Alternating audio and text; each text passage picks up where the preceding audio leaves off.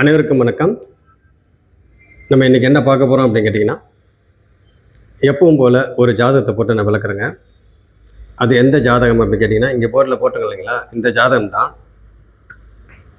இந்த ஜாதகருக்கு 20 வயசு ஆகுதுங்க. இந்த ஜாதகருக்கு 20 வயசு ஆகுது. இந்த ஜாதகர் ஆணோட ஜாதகம். இந்த ஜாதகரை நான் ஒரு 15 வருஷத்துக்கு முன்னாடி பார்த்துருக்கேங்க. ஏற்கனவே தெரியும்.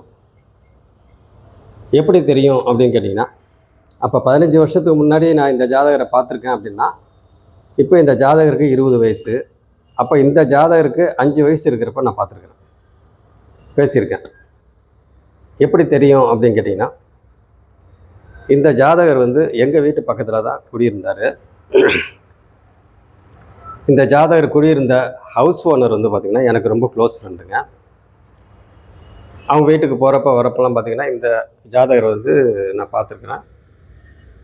அப்போ என்ன, அந்த ஜாதகருக்கு ஒரு அஞ்சு வயசு இருக்கும். அப்போ என்னங்க, எல்கேஜி யூகேஜி இல்லைன்னா ஃபஸ்ட் ஸ்டாண்டர்டு இப்படி தான் படிச்சுட்ருப்பாப்புல. நல்ல இந்த ஜாதகரை பற்றினாக்கா சின்ன பையனாக இருக்கிறப்ப அந்த 5 வயசில் அறிவுபூர்வமாக பேசுவாப்புல. எனக்கு ரொம்ப ஆச்சரியமாக இருக்கும், என்ன இப்படி பேசுகிறான் பையன் அப்படின்ட்டு. ரொம்ப டீசெண்டாக, ரொம்ப டிசிப்ளினாக, ரொம்ப அட்ராக்டிவாக இருக்கும் அவன். அந்த பேச்சு, அவனோட ஆக்டிவிட்டீஸு ரொம்ப ஆக்டிவாக இருப்பான் பையன். அவனோட விளையாட்டு இதெல்லாம் பார்த்தீங்கன்னாக்கா ரொம்ப சுறுசுறுப்பாக இருப்பான். ரொம்ப பொறுமையாகவும் இருப்பான். ஏன்டா இந்த சின்ன வயசில் எல்லாம் துருன்னு இருப்பாங்க இல்லைங்களா, ஆக்டிவாக இருப்பான். பட் அதே சமயத்தில் அறிவுபூர்வமாகவும் இருப்பான். பேச்செல்லாம் அறிவுபூர்வமாக இருக்கும். நான் கூட அந்த பையன்கிட்ட அட்வைஸ் பண்ணுவேன், ரோடெல்லாம் கிராஸ் பண்ணுறப்ப அவங்க கொஞ்சம் கேர்ஃபுல்லாக இருந்துக்கப்பா, நீ மட்டும் தனியாக அவசரமாக ஓடாத, யாராவது அம்மா அப்பா யாராவது கூட இருக்கிறப்ப ரோடை கிராஸ் பண்ணு. ஏன்னா அவங்க வீட்டுக்கு முன்னாடி ஒரு பெரிய ரோடுங்க, மெயின் ரோடு அதுதான். ஏன்னா நாங்கள் அந்த வழியாக தான் போவோம் வருவோம். 2 வீலரில் வண்டி, இந்த ஸ்கூல் பஸ்ஸு இதெல்லாம் பார்த்திங்கனாக்கா அவங்க வீட்டு வழியாக தான் போவோம் எல்லாமே, பஸ்ஸு இதனால. அதனால் ரொம்ப கேர்ஃபுல்லாக இருப்பா அப்படின்னு சொல்லி அட்வைஸ்லாம் பண்ணியிருக்கேன். அதெல்லாம் நினப்பு இருக்குது.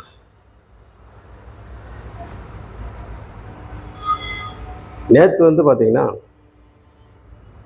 வேறு ஒரு வேலையாக வெளியே போயிட்டு வீட்டுக்கு நான் போயிட்டுருக்கிறப்ப இந்த ஜாதகருடைய அம்மா அப்பாக்கிட்ட நான் பேசுகிறேங்க. அந்த வேலை ரொம்ப வருஷம் ஆச்சு உங்களை பார்த்து.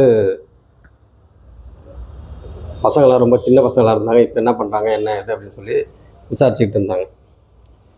விசாரிச்சுட்டு இருக்கிறப்ப இந்த ஜாதகருடைய பேரண்ட்ஸ் என்ன சொன்னாங்க அப்படின்னு கேட்டிங்கன்னா, பையன் காலேஜ் படிச்சுட்ருக்காங்க.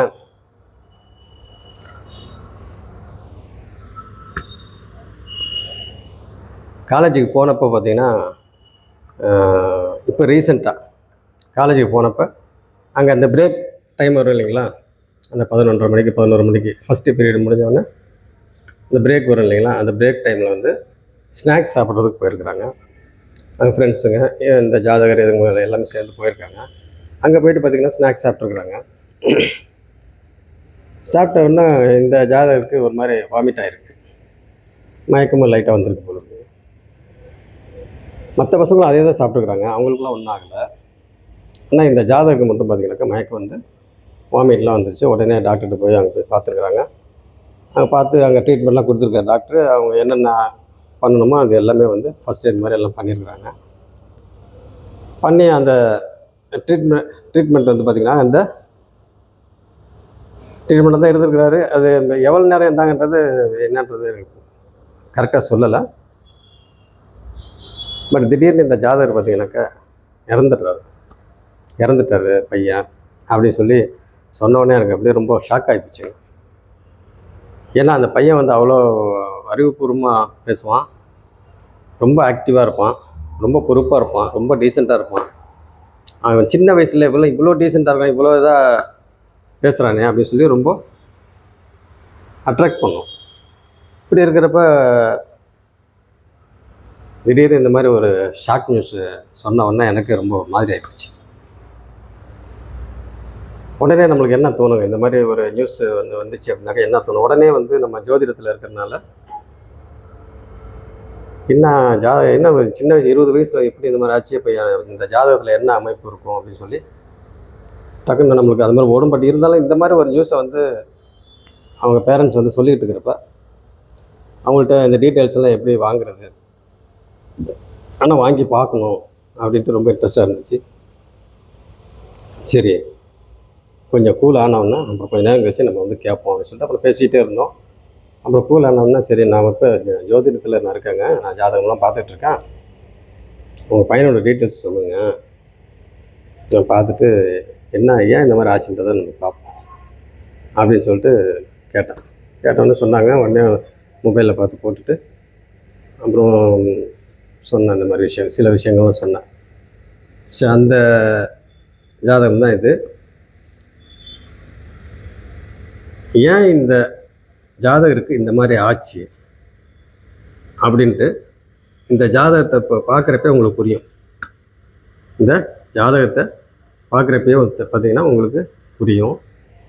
மெயினாக இந்த ஆரம்ப நிலையில் இருக்கிறவங்களுக்கு இது வந்து தெரியணும் அப்படின்றதுக்காக தான் இந்த ஜாதகத்தை வந்து நான் போட்டேன்.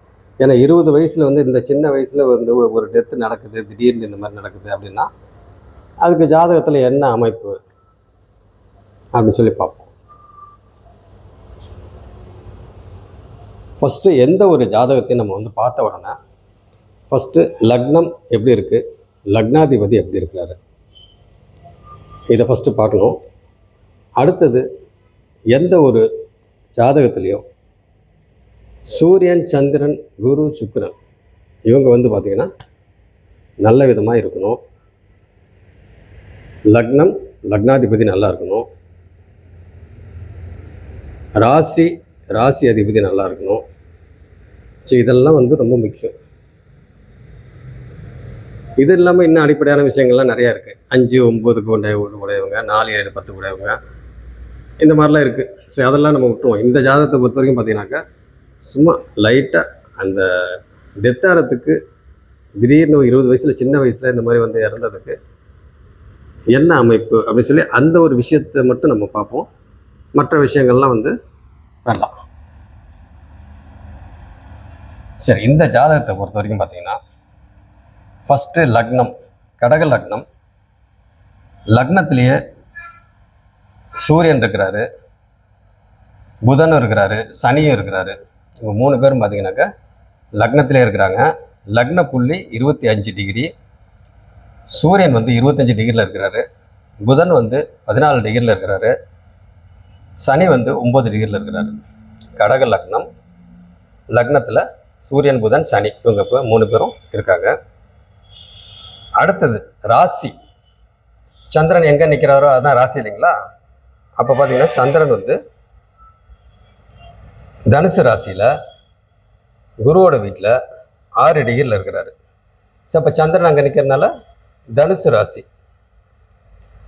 அடுத்தது சிம்மத்தில் எந்த கிரகமும் இல்லை. 3ஆம் வீட்டில் கன்னி ராசியில் புதனோட வீட்டில் சுக்கிரன் வந்து 4 டிகிரியில் இருக்கிறாரு. குரு வந்து 21 டிகிரியில் இருக்கிறாரு. கேது வந்து 22 டிகிரியில் இருக்கிறாரு. ஸோ இது வந்து கன்னியில். அடுத்தது துலாத்தில் எந்த கிரகமும் இல்லை, விருச்சகத்தில் எந்த கிரகமும் இல்லை. சந்திரன் வந்து தனுசில் இருக்கிறாரு, அவர் 6 டிகிரியில் இருக்கிறாரு குருவோட வீட்டில். ஓகே. அடுத்தது மகரத்துலேயும் எந்த கிரகமும் இல்லை, கும்பத்துலேயும் எந்த கிரகமும் இல்லை. மீனத்தில் ராகு வந்து 22 டிகிரியில் இருக்கிறாரு. மேஷத்தில் செவ்வாய் ஆட்சியாக இருக்கிறாரு, அவர் 16 டிகிரியில் இருக்கிறாரு.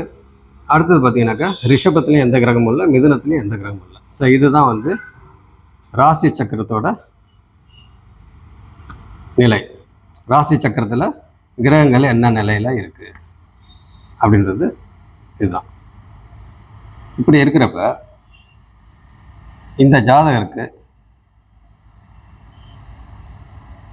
ஒருத்தருக்கு வந்து ஆயுளில் வந்து பிரச்சனை வரணும் அப்படின்னா நம்ம என்னென்னலாம் பார்க்கணுங்க. ஃபஸ்ட்டு ஆயுளை கணிக்கிறதுக்கு நம்ம என்னென்னலாம் பார்ப்போம். பொதுவாக இந்த பேசிக்காக என்னென்ன பார்ப்போம். ஃபஸ்ட்டு 8ஆம் அதிபதி, 8ஆம் இடம், 8ஆம் அதிபதி, இது ஃபஸ்ட்டு பார்ப்போம். அடுத்தது 8க்கு 8ஆன 3ஆம் இடம், 3ஆம் அதிபதி பார்ப்போம். அடுத்தது காலபுருஷனுக்கு 8ஆம் இடம் 8ஆம் அதிபதி செவ்வாயை பார்ப்போம், விருச்சகத்தை பார்ப்போம். அதை 8ஆம் இடம்னா காலபுருஷனுக்கு 8ஆம் இடம்ன்றது விருச்சகம் இல்லைங்களா, அப்போ அதை பார்ப்போம். அடுத்தது லக்னாதிபதி பார்ப்போம், ஆயுள் காரகன் சனியை பார்ப்போம்.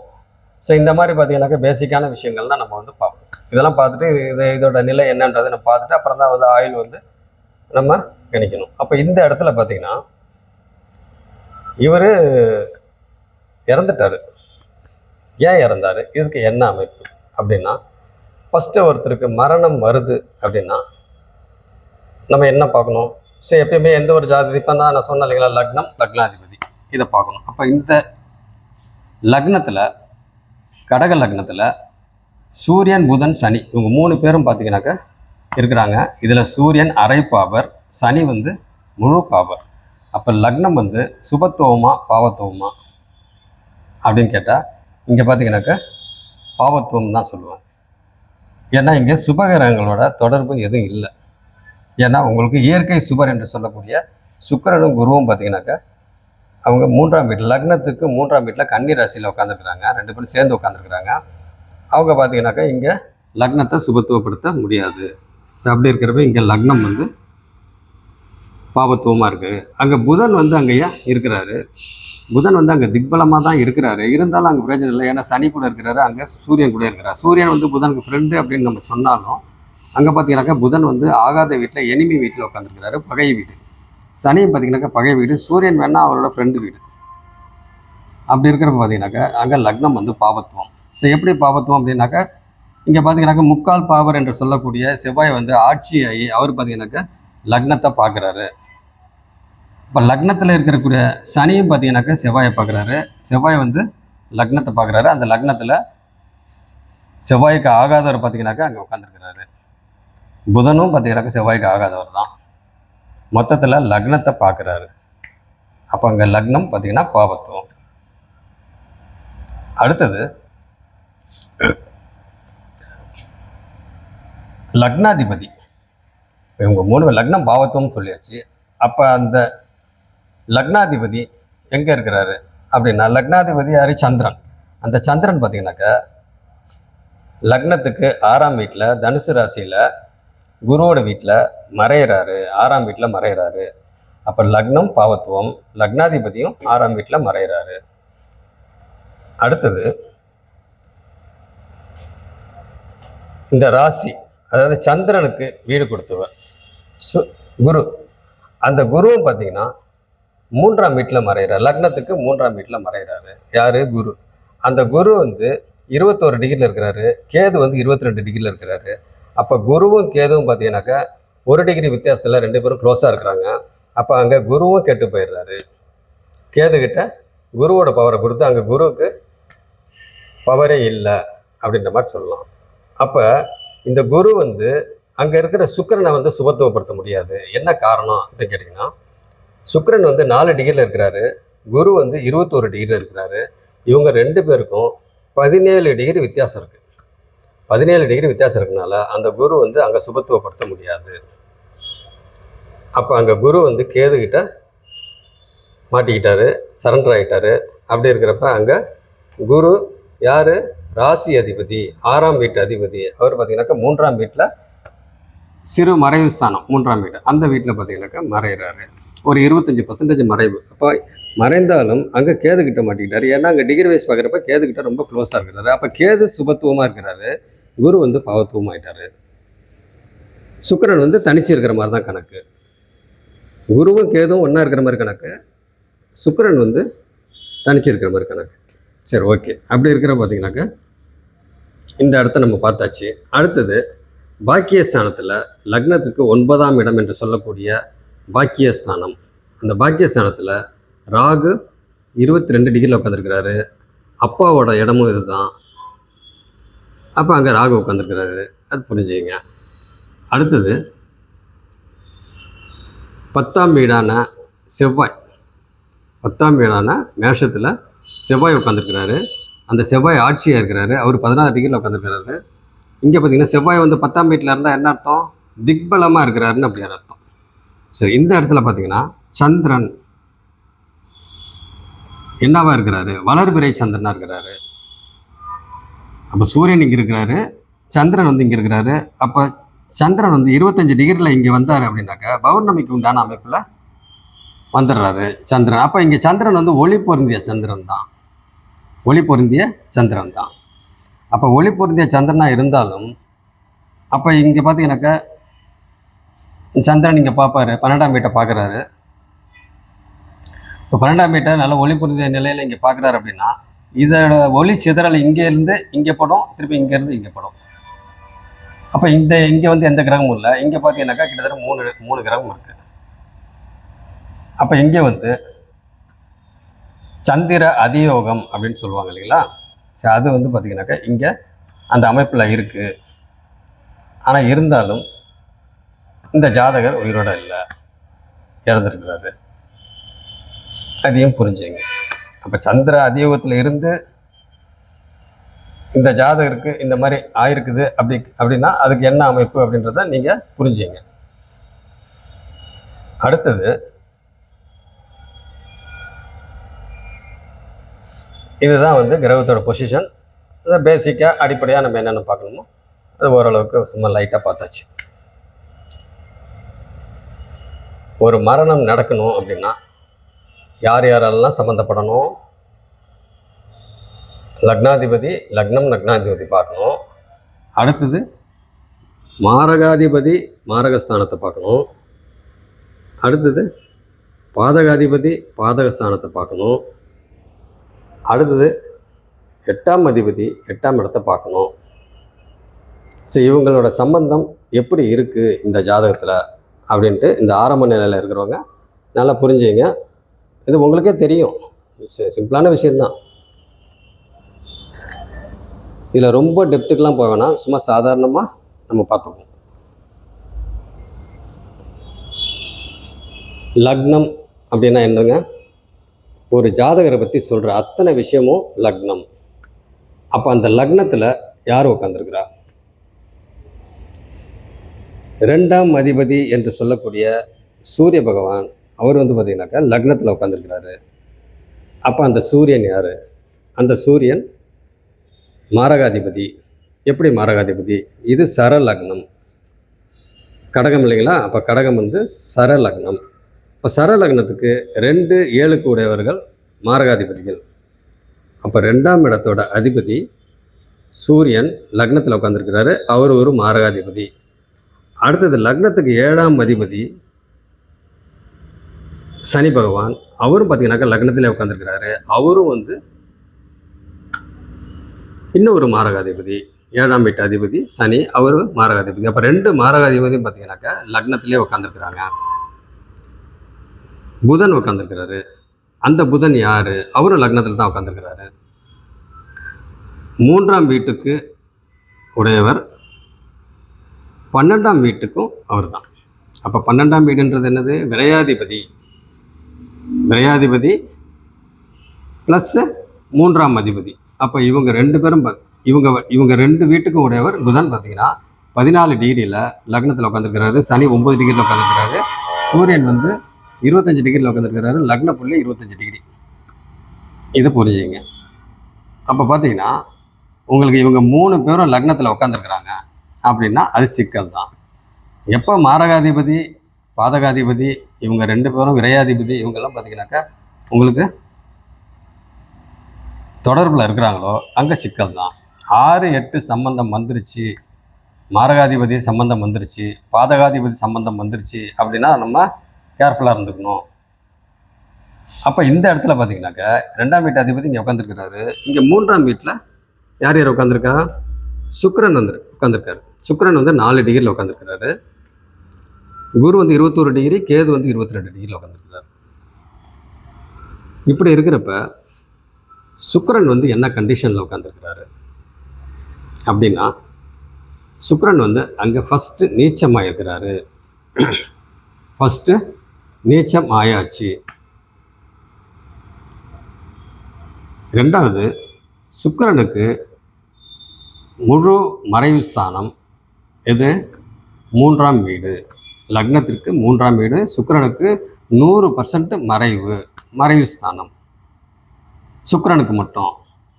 அப்போ சுக்கிரன் இங்கே 4 டிகிரியில் இருக்கிறாரு அப்படின்னா அங்கே சுக்கிரன் நீச்சம் ஃபஸ்ட்டு பாவத்துவம், அடுத்தது மறைஞ்சது இன்னொரு பாவத்துவம். அப்போ 2 பாவத்துவம் இருக்குது.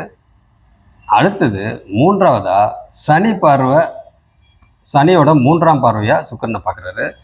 அதையும் பார்த்துங்க. மொத்தத்தில் இங்கே 3ஆம் வீட்டை பார்க்குறாரு. அதில் சுக்கிரனை வந்து நல்லா பார்க்குறாரு. ஏன்னா டிகிரி வைஸ் பார்த்தீங்கன்னாக்கா புரியும் உங்களுக்கு.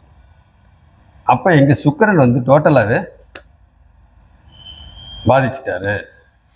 சுக்கிரனுக்கு ரொம்ப பாதிப்பு. அப்போ சுக்கிரன் வந்து டோட்டலாக அங்கே டெட்டான மாதிரி கணக்கு.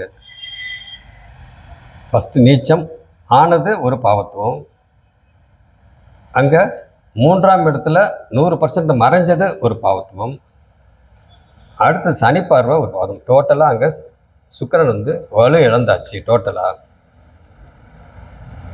இதை புரிஞ்சுங்க. அங்கே குரு வந்து 3ஆம் வீட்டில் இருக்கிறாரு. அவர் யார்? அவர் ராசி அதிபதியும் அவர் தான், பாக்கியாதிபதியும் அவர் தான். அப்போ 5ஆம் வீட்டு அதிபதி ப்ளஸ்ஸு பாக்கியாதிபதி, 5ஆம் அதிபதி ப்ளஸ்ஸு 9ஆம் அதிபதி. அப்போ 9ஆம் வீட்லேயே ராகு உட்காந்துருக்கிறாரு. ஏன்னா அது பாக்கியஸ்தானம் இல்லைங்களா? அப்போ பாக்கியங்கள், இந்த ஜாதகருக்கு கிடைக்கக்கூடிய பாக்கியங்கள் அப்படின்றப்ப அங்கமும் பாவத்துவம். அப்போ லக்னம் டோட்டலாக பாவத்துவம். லக்னாதிபதி சந்திரனும் பார்த்தீங்கன்னாக்கா 6ல் மறைஞ்சாச்சு. இங்கே சுக்கிரன் டோட்டலாக அங்கே பிரச்சனை வந்துச்சு. குருவும் பார்த்தீங்கன்னாக்கா ராசி அதிபதி குருவும் பார்த்தீங்கன்னாக்கா கேதுகிட்ட மாட்டிக்கிட்டாரு. அவருக்கும் பவர் இல்லை. சரி, இந்த குரு வந்து சுக்கிரனை வந்து சுபத்துவப்படுத்துவார், டிகிரி வைஸ் ரொம்ப க்ளோஸாக இருக்கிறாரு அப்படின்னாக்கா, ஏன்னா கேதுவே சுபத்துவப்படுத்துறாரு, டிகிரி வைஸ் சுக்கிரனும் கொஞ்சம் க்ளோஸாக இருந்துச்சுனாக்கா சுக்கிரனும் சுபத்துவம் ஆகிட்டாக்கா அங்கே சுக்கிரன் வந்து ஓரளவுக்கு அங்கே பவரோடு இருப்பார். அப்போ அங்கே அதுக்கும் அங்கே வழி இல்லாமல் போயிடுச்சு. இப்படி இருக்கிறப்ப செவ்வாய் தான் வந்து இங்கே லக்னத்தை பார்க்குறாரு.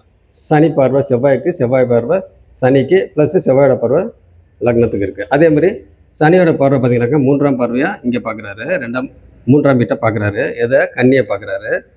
அடுத்தது சனி வந்து 7ஆம் பார்வையாக பார்த்தீங்கன்னாக்கா மகரத்தை பார்க்குறாரு.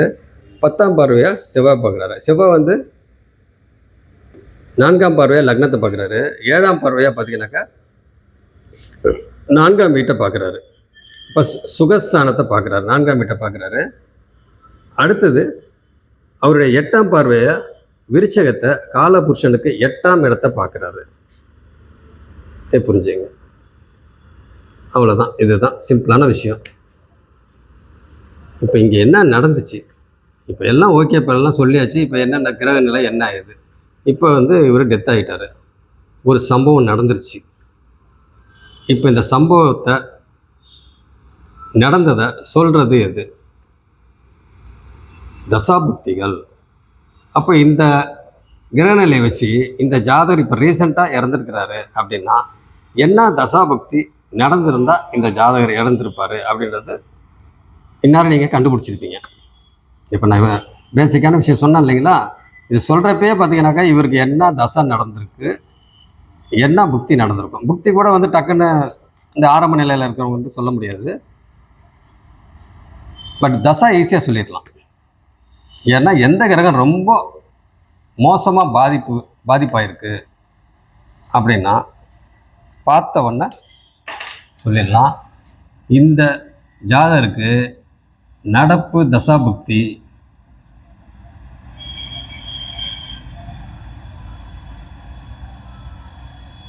சுக்கிர தசை, புதன் புக்தி, இதில் தான் பார்த்தீங்கன்னாக்கா இந்த ஜாதகர் வந்து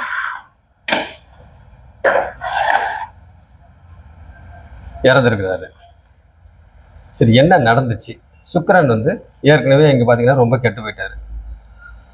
3ஆம் வீட்டில் 100% மறைவு ப்ளஸ் நீச்சமாக இருக்கிறாரு, சனி பார்வை. அப்போ தசாநாதன் அங்கே டோட்டலாக வந்து பாதிப்பாயிட்டாரு.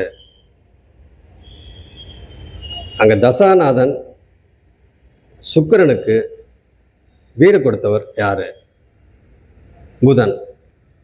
அந்த புதன் எங்கே உட்காந்துருக்கிறாரு? அவரும் பார்த்தீங்கன்னாக்கா லக்னத்தில் உட்காந்துருக்கிறாரு.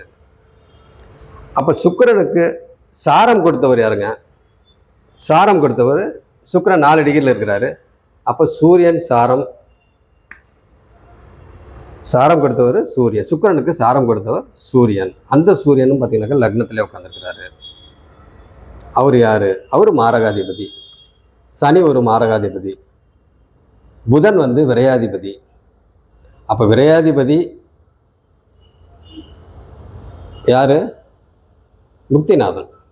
விரையாதிபதி புதன், அவர் பார்த்தீங்கன்னாக்கா புக்திநாதன். அப்போ புக்திநாதன் தான் செயல்படுத்தணும். தசாநாதன் வந்து ஆர்டர் போடுறவர். அப்போ இந்த புக்திநாதன் புதனுக்கு வந்து பார்த்தீங்கன்னாக்கா சுக்கிரனுக்கு வீடு கொடுத்தவர் புதன். அந்த புதன் வந்து லக்னத்தில் உட்காந்துருக்கிறாரு. அவர் விரையாதிபதியும் அவர் தான். அப்போ இந்த சுக்கிரன் யாருங்க? இந்த சுக்கிரன் 4-11க்கு உடையவர். அப்போ 4ன்றது என்னது? சுகஸ்தானம். அப்போ சுகாதிபதியும் அவர் தான், லாபாதிபதியும் அவர் தான், பாதகாதிபதியும் அவர் தான். ஏன்னா சரலக்னத்துக்கு பாதகஸ்தானம் 11. அப்போ 11ஓட அதிபதி சுக்கிரன். அப்போ பாதகாதிபதியும் பார்த்தீங்கன்னா சுக்கிரன். அந்த தசை தான் நடக்குது. ப்ளஸ் பாதகாதிபதிக்கு வீடு கொடுத்தவர் புதன், அவருக்கு சாரம் கொடுத்தவர் சூரியன். எல்லாமே லிங்க் ஆகிட்டாங்க. டோட்டலாக லக்னம் போச்சு. லக்னாதிபதியும் பார்த்தீங்கன்னாக்கா 6ல் மறைஞ்சிட்டாரு. லக்னாதிபதிக்கு வீடு கொடுத்தவரும் பார்த்தீங்கன்னாக்கா 3ல் மறைஞ்சு கேதுகிட்ட மாட்டிக்கிட்டாரு. டோட்டல் லக்னம்ன்றது என்னங்க? லக்னத்துக்கு பொறுப்பேற்கிறவர் வந்து மாரகாதிபதி சூரியன். அவர் பார்த்தீங்கன்னாக்கா லக்னத்திலே உட்காந்துருக்கிறாரு. அவர் என்ன சாரத்தில் உட்காந்துருக்கிறாரு? அவர் பார்த்தீங்கன்னாக்கா புதன் சாரத்தில் உட்காந்துருக்கிறாரு. 25 டிகிரியில் இருக்கிறாரு. புதன் வந்து சனியோட சாரத்தில் உட்காந்துருக்கிறாரு. சனி வந்து அதே சாரம் தான். ஏன்னா டிகிரி பார்த்தீங்கன்னாக்கா உங்களுக்கு 14-9. அப்போ சுயசாரத்தில் சனி உட்காந்துருக்கிறாரு. அப்போ மாரகாதிபதி 2ஆம் அதிபதி மற்றும் 7ஆம் அதிபதி யார்? சூரியன், சனி. அட்டமாதிபதி என்று சொல்லக்கூடிய அஷ்டமாதிபதி சனி பகவான். அவரும் மாரகாதிபதியும் அவர் தான், அஷ்டமாதிபதியும் அவர் தான். எல்லாமே இங்கே சங்கமிச்சிட்டாங்க. அப்படி இருக்கிறப்ப லக்னம் டோட்டலாக பிரச்சனை. லக்னாதிபதியும் பிரச்சனை. லக்னத்துக்கு பொறுப்பு இருக்கிறவர் சூரியன் அங்கே லக்னத்திலே இருக்கிறாரு. அடுத்தது லக்னம்ன்றது என்னங்க? உயிர். அந்த உயிரை கொடுக்கறது சூரியன், உடலை கொடுக்கறது சந்திரன். அந்த ராசி அதிபதியும் பார்த்தீங்கன்னாக்கா மாட்டிக்கிட்டாரு. அப்போ இவங்க லக்னம் லக்னாதிபதி 2 பேருமே மாட்டிக்கிட்டாங்க. அப்படின்றப்ப பிரச்சனை தான். இப்போ ராசி அதிபதியும் சிக்கல் தான். அப்போ டோட்டலாகவே இங்கே இந்த எந்த கிரகமும் பார்த்தீங்கன்னாக்கா பெருசாக வேலை செய்யலை, எல்லாமே மாட்டிக்கிச்சு. அப்போ இந்த ஜாதகர் வந்து கரெக்டாக இவ்வளோ நாள் வந்து அவர் இருந்தது இந்த கிரக நிலை வச்சு கரெக்டாக சுக்கிரதசை புதன் புக்தி வந்துச்சு. வந்தவொன்னா மாட்டிக்கிச்சு. அந்தரமும் பார்த்தீங்கன்னாக்கா புதன் அந்தரம் தான்.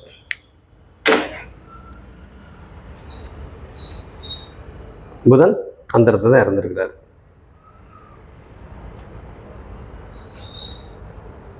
அப்போ பார்த்தீங்கன்னா உங்களுக்கு டோட்டலாக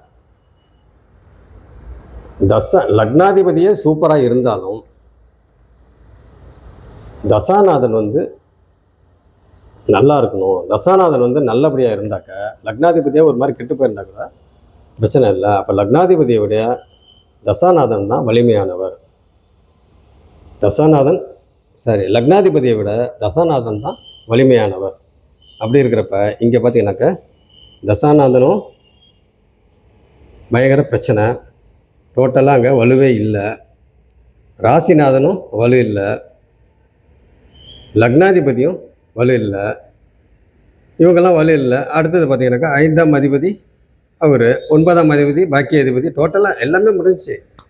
அடுத்தது லாபாதிபதி, அவர் தான் பாதகாதிபதி. இப்போ இந்த ஜாதகருக்கு லாபத்தை கொடுக்குறவர் தசையில் மாட்டிக்கிச்சு. அப்போ இங்கே டோட்டலாக எல்லாம் கனெக்ட் ஆகிட்டாங்க. மாரகாதிபதி, பாதகாதிபதி, விரையாதிபதி, அட்டமாதிபதி ப்ளஸ் இவர் பார்த்தீங்கன்னாக்கா செவ்வாய் வந்து இங்கே 4ஆம் இடத்தை பார்க்குறாரு. 4ஆம் இடம்ன்றது என்னதுங்க? சுகஸ்தானம், அம்மா சம்மந்தப்பட்ட விஷயங்கள். அடுத்தது உயர்கல்விக்கு உண்டான இடம். அப்போ இந்த ஜாதகர் உயர்கல்வி தான், காலேஜ் தான் படிச்சுட்டு இருக்கிறாரு. அப்போ காலேஜுக்கு போன இடத்துல தான் இந்த மாதிரி ஆச்சு.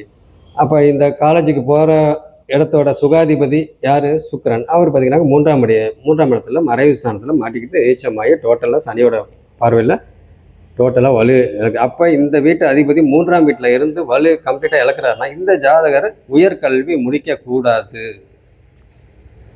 ஏன்னா ஆரம்ப கல்விக்கு உண்டான இடம் 2ஆம் இடம், உயர்கல்விக்கு உண்டான இடம் 4ஆம் இடம், அதுக்கு மேலே தான் உங்களுக்கு 5ஆம் இடம். அப்படி இருக்கிற பார்த்தீங்கன்னாக்கா இந்த இடம். அடுத்தது இந்த வீட்டு வேலையை இவர் படித்து முடிக்கக்கூடாதுன்ட்டு இது பண்ணார். அவர் யார்? அவர் வந்து பார்த்தீங்கன்னா பாதகாதிபதி, அவரே தான் பாதகாதிபதி. அப்போ அந்த வேலையும் செஞ்சார், இந்த வேலையும் செஞ்சார் சுக்கிரன். நான் ஏன் இவ்வளோ பொறுமையாக உங்களுக்கு சொன்னேன் அப்படின்னு கேட்டிங்கன்னா, நான் இவ்வளோ பொறுமையாக எப்பயும் பேசுவேன், கொஞ்சம் ஸ்பீடாக தான் பேசுவேன். ஏன் பொறுமையாக பேசுவேன்னா, இந்த ஆரம்ப நிலையில் இருக்கிறவங்களுக்கு ஈஸியாக புரியணும். அப்போ எந்த ஒரு ஜாதகத்துலேயும் 6-8 தொடர்பு இருக்குது, அதுக்கு உண்டான தசாபக்தி நடக்குது அப்படின்னா நம்ம சுதாரிச்சுக்கணும். தசாநாதனும் வீடு கொடுத்தவரும், தசாநாதனுக்கு வீடு கொடுத்தவரும், சாரம் கொடுத்தவரும், இவங்கெல்லாம் வந்து 6-8 வராங்களா, இல்லை மாரகாதிபதி சம்பந்தத்தில் இருக்கா, இல்லை பாதகாதிபதி சம்பந்தம் இருக்கா, இல்லை 8ஆம் அதிபதி சம்பந்தம் இருக்கா, இல்லை 6ஆம் அதிபதி சம்பந்தம் இருக்கா, யோகரோட சம்பந்தம் இருக்கா, அவயோகியோட சம்பந்தம் இருக்கா, அப்போ அந்த தசா வந்து எப்படி நடக்கும், அந்த புக்தி வந்து எப்படி போகும். ஸோ இதெல்லாம் பார்த்தீங்கன்னாக்கா உங்களுக்கு சும்மா சாதாரணமாக அப்படியே பேசிக்காக பொறுமையாக பார்த்தீங்கன்னா அப்படி வந்தீங்கன்னா இந்த ஆரம்ப நிலையில் இருக்கிறவங்க ஈஸியாக கணிச்சிடலாம். அப்போ ஒருத்தவங்களுக்கு வந்து ஆயுளை வந்து கணிக்கணும் அப்படின்னா ஃபஸ்ட்டு 8ஆம் இடம், 8ஆம் அதிபதி, காலபுருஷனுக்கு 8ஆம் இடம், 8ஆம் அதிபதி, லக்னாதிபதி, ஆயுள் காரகன் சனி, 8க்கு 8ஆன 3ஆம் இடம், இதெல்லாம் பார்த்தீங்கன்னா நம்ம பார்க்கணும். இதெல்லாம் பொதுவான விதி தான். இன்னும் ஆயுளை கணிக்கிறதுக்கு நிறைய விஷயங்கள் இருக்குது. பட் இருந்தாலும் இது வந்து எல்லாரும் பார்க்கக்கூடிய ஒரு பொதுவான இது. இதை வந்து பார்த்தாலே நமக்கு வந்து ஓரளவுக்கு ஆயுளை கணிச்சிடலாம். அப்போ அதுக்கு உண்டான தசா என்ன நடக்குது, கிரக நிலை என்ன, இதெல்லாம் வந்து நம்ம பார்க்கணும்.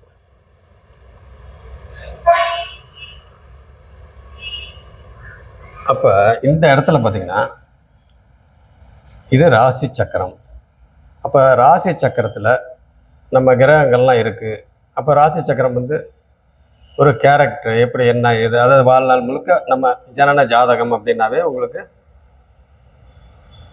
வாழ்நாளில் என்னென்ன சம்பவங்கள்லாம் நடக்கும் என்ன இதுன்னு டோட்டலாக சொல்கிற விஷயங்கள் எல்லாம் பார்த்தீங்கன்னாக்கா இது தசாபக்திக்கு மட்டும் பாவக சக்கரத்தை பார்த்துடணும்.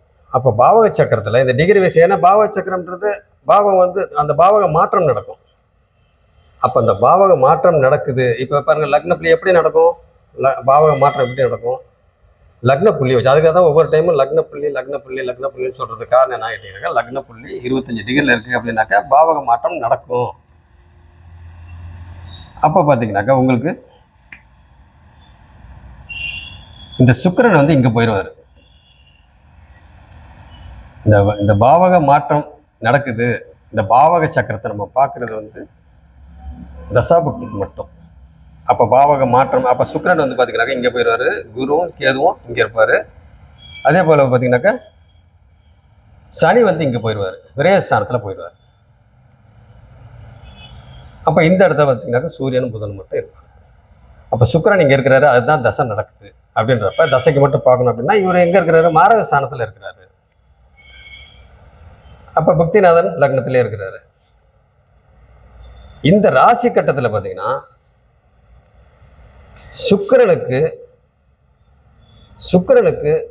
சுக்கிரன்றது யாரு, தசாநாதன். தசாநாதனுக்கு புக்திநாதன் பார்த்தீங்கன்னாக்கா 11ஆம் வீட்டில் இருக்கிறார். தசாநாதனுக்கு புக்திநாதன் 11ஆம் வீட்டில் இருக்கிறார். யாரு, சுக்கிரனுக்கு புதன் வந்து 11ஆம் வீட்டில் இருக்கிறார். அப்போ இது என்ன ராசிங்க, உபயராசி. அப்போ உபயராசிக்கு மாரகஸ்தானம் எது, உபயத்துக்கு. ஏன்னா தசாநாதன் இங்கே இருக்கிறதுனால இப்போ உபயராசிக்கு நம்ம எடுத்துக்குவோம். அப்போ தசாநாதன் இங்கே இருக்கு. அப்போ தசாநாதனுக்கு 7ஆம் அதிபதியும் 7ஆம் இடமும் 11ஆம் இடமும் மாரகஸ்தானம். அப்போ இந்த உபயத்துக்கு பார்த்தீங்கன்னாக்கா 7ஆம் இடமும் 11ஆம் இடமும் மாரகஸ்தானம். அப்போ இங்கே பார்த்தீங்கன்னா இவர் ஒரு மாரகாதிபதி. யார்? குரு, இந்த வீட்டு அதிபதி. அவர் பார்த்தீங்கன்னாக்கா 3ஆம் வீட்டில் தசாநாதன் கூட உட்காந்துருக்கிறாரு. பட் இருந்தாலும் அவங்க 2 பேருக்கு கனெக்ஷன் இல்லை. பட் இருந்தாலும் அவர் வழி இழக்கிறாரு. கேது கூட மாட்டிக்கிறாரு. அப்போ கேது தான் இந்த இத்தனை கிரகத்தில் கேது தான் வலிமையான கிரகம். இத்தனை கிரகத்தில் கேது தான் வலிமையான கிரகம். அந்த கேது கிட்ட பார்த்தீங்கன்னாக்கா குரு பயம் இருக்கிறாரு.